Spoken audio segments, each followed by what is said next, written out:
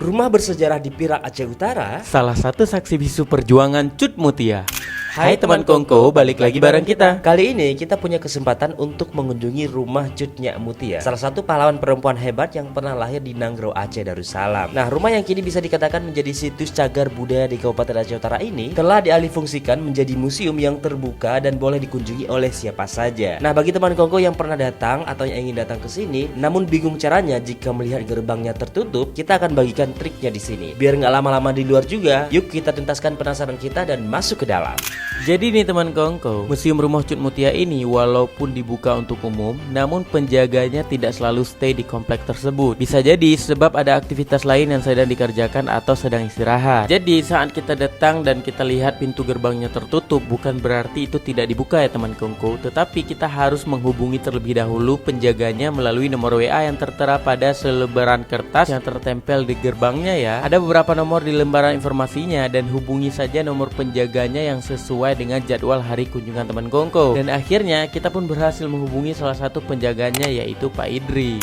Nah, seperti yang teman Kongko lihat nih, rumah Cut Nyak Mutia ini adalah rumah Aceh yang memiliki seramo agam, seramo tengah dan seramo ineng. Jumlah tameh atau tiang penyangga dari rumah ini adalah 16. Dan kalau dilihat dari luar, rumah Aceh ini juga terlihat cukup gap, khas rumah Aceh bangsawan masa dile ya. Sementara di dalamnya nih teman Kongko tidak banyak koleksi ya, hanya foto-foto keberadaan Belanda di kawasan Kerto, silsilah keturunan beliau, lukisan-lukisan wajah beliau, dan yang paling mencuri perhatian adalah replika potongan tangan Cut Mutia yang tengah menggenggam erat rencong. Berdasarkan cerita penjaganya nih teman Kongko, potongan tangan ini dibuat berdasarkan kisah nyata di saat-saat terakhir Cut Mutia berlaga melawan Belanda. Saat beliau sedang melawan KP Belanda dan akhirnya tersudut dalam penyerangan itu, beliau tetap gigih berjuang sampai darah penghabisan. Meskipun tubuhnya telah terkulai ke tanah, ia masih semangat bangkit dengan rencongnya di tangan yang masih terhunus. Belanda kemudian mengayunkan pedang memotong tangan Cut Mutia. Nah, saat itu meski tangannya telah terpisah dari lengannya, namun masih menggenggam erat rencong tersebut hingga Belanda mengambil dan memamerkannya sebagai bukti kemenangan. Selain replika ini, tidak ada benda peninggalan lain yang cukup berarti ya teman Kongko. Sebenarnya untuk sebuah museum, rumah Cut Mutia ini memerlukan lebih banyak koleksi lainnya yang akan menarik wisatawan untuk datang. Sebab selain foto-foto, lukisan, dan replika tangan tersebut, tidak ada benda-benda lainnya. Bahkan kedua kamar yang ada di seramo tengah pun dalam keadaan kosong. Sementara di luar rumah nih terdapat balai-balai yang dulu digunakan sebagai balai pertemuan. Di masing-masing balai-balai tersebut kini ada krong bade. Kita juga bisa melihat jengki di sini sebagai alat tradisional top tupung urang Aceh masa dile. Tapi yang tak kalah menariknya nih teman Kongko, ada juga monumen Cut Mutia yang memiliki lukisan diorama bertuliskan informasi mengenai perjuangan beliau hingga tutup usia. Nah, untuk sejarah rumahnya sendiri nih teman Kongko tidak dijelaskan nih secara